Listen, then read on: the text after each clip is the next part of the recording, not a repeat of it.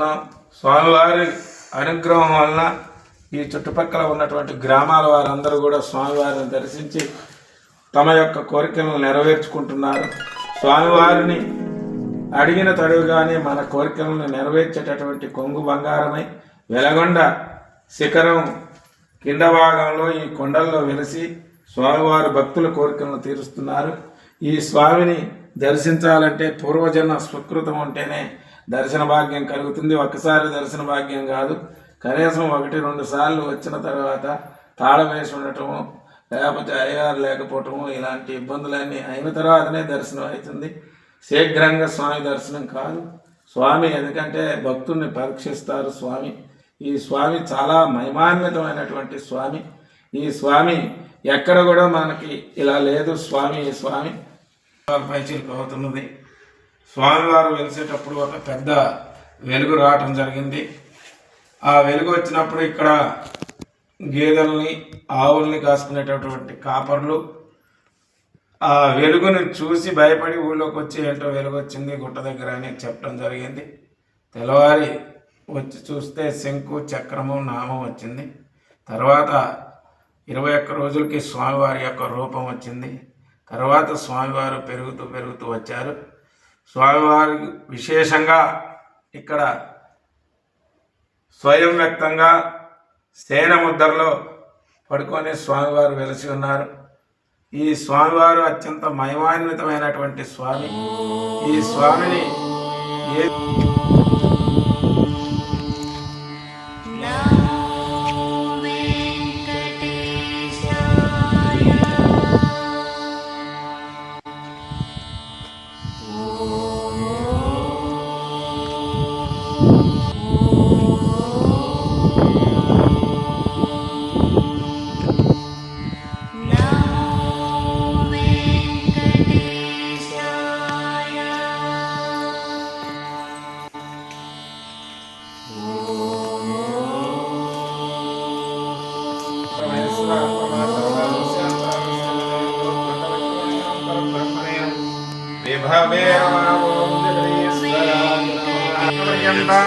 వందే గురు పరంపరా జ్ఞానానందమయం దేవం నిర్మలస్ఫటికాకృతిం ఆధారం సర్వ విద్యానాం మయగ్రీవముపాస్మయే యత్ర యోగేశ్వరమార్దో తత్ర శ్రేయో భృతిర్మమ. వెలగొండ వెంకటేశ్వర స్వామి వారు వెలసి సుమారు 5000 సంవత్సరాల పైచిలకు అవుతున్నది. స్వామివారు వెలిసేటప్పుడు ఒక పెద్ద వెలుగు రావటం జరిగింది. ఆ వెలుగు వచ్చినప్పుడు ఇక్కడ గేదెల్ని ఆవుల్ని కాసుకునేటటువంటి కాపర్లు ఆ వెలుగును చూసి భయపడి ఊళ్ళోకి వచ్చి ఏంటో వెలుగు వచ్చింది గుట్ట దగ్గర అని చెప్పడం జరిగింది. తెల్లవారి వచ్చి చూస్తే శంకు చక్రము నామం వచ్చింది. తర్వాత 21 రోజులకి స్వామివారి యొక్క రూపం వచ్చింది. తర్వాత స్వామివారు పెరుగుతూ వచ్చారు. స్వామివారి విశేషంగా ఇక్కడ స్వయం వ్యక్తంగా సేన ముద్రలో పడుకొని స్వామివారు వెలిసి ఉన్నారు. ఈ స్వామివారు అత్యంత మహిమాన్వితమైనటువంటి స్వామి. ఈ స్వామిని ఏది కోరుకుంటే మనం అది 41 రోజుల్లో మన కోరిక నెరవేరుతుంది. స్వామివారికి సంతానం లేనటువంటి వారు ఎవరైనా వచ్చి ఇక్కడ సంతానం కోసం స్వామివారిని వేడుకొని స్వామివారికి ముడుపు కట్టిన, స్వామివారి దగ్గర ఫలాలని స్వీకరించిన కేవలం 41 రోజుల్లో వారికి సంతానం అనేది కలగటం జరుగుతుంది. అదేవిధంగా ఎక్కడెక్కడో తిరిగి ఇతి బాధలకు గురై ఏ పని కాకుండా సమస్యలతో బాధపడుతున్నటువంటి వారు వచ్చి స్వామివారిని వేడుకొని స్వామివారికి ఒక 11 శనివారాలు స్వామివారి దగ్గరకు వస్తే వారి యొక్క సమస్త కోరికలు కూడా నెరవేరి స్వామివారు ఆయురారోగ్యంలో అష్టైశ్వర్యంతో భక్తుల్ని కాపాడుకుంటూ వస్తున్నారు. ఈ స్వామివారికి విశేషంగా స్వామివారి కింద నాగలోకం కూడా ఉండటం జరిగింది. ఈ నాగలోకంలో ఉన్నటువంటి సర్పాలు ఈ స్వామివారిని కాపాడుతూ ఉంటాయి. ఎవరైనా స్వామివారిని దగ్గరికి నియమ నిష్టలకు విరుద్ధంగా స్నాన సంధ్యాధికములు లేకుండా ఎవరైనా వస్తే అక్కడ ఉన్నటువంటి నాగేంద్రుడు అడ్డుకుంటాడు, పైకి రానివాడు.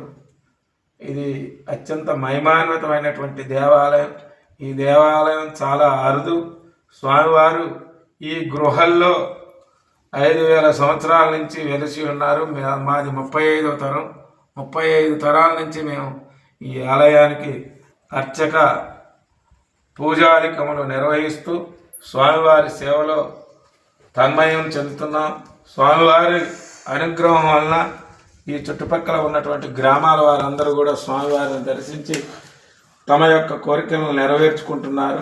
స్వామివారిని అడిగిన తడువుగానే మన కోరికలను నెరవేర్చేటటువంటి కొంగు బంగారమై వెలగొండ శిఖరం కింద భాగంలో ఈ కొండల్లో వెలిసి స్వామివారి భక్తుల కోరికలను తీరుస్తున్నారు.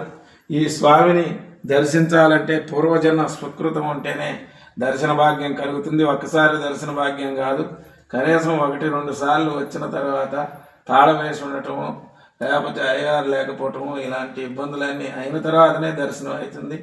శీఘ్రంగా స్వామి దర్శనం కాదు. స్వామి ఎందుకంటే భక్తుల్ని పరీక్షిస్తారు స్వామి. ఈ స్వామి చాలా మహిమాన్వితమైనటువంటి స్వామి.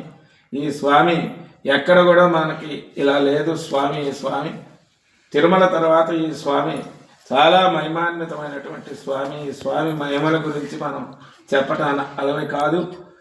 మీరు తెలుసుకొని స్వామివారిని వేడుకుంటేనే మీకే అర్థమవుతుంది స్వామివారి యొక్క మహిమ ఏమిటో అనేది. కాబట్టి మీ ఛానల్ ద్వారా ఈ స్వామివారి యొక్క విశేషాలని తెలియపరుస్తున్నాం.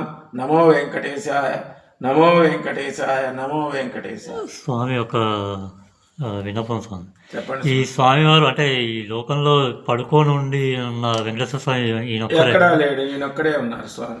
అదృష్టం స్వామి, సంతోషం స్వామి. మా కోసం చాలా వివరంగా చెప్పారు. సంతోషం.